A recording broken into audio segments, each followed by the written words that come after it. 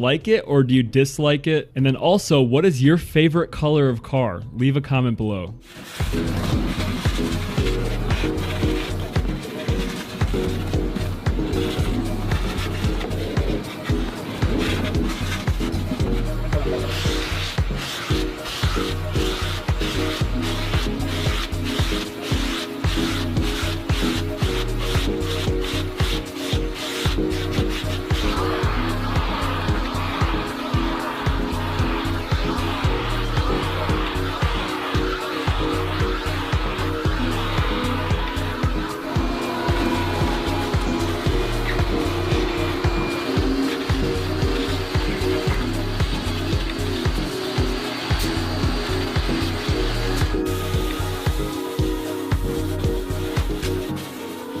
I'm pretty sure in order to get the headlights to pop up, you have to have the key.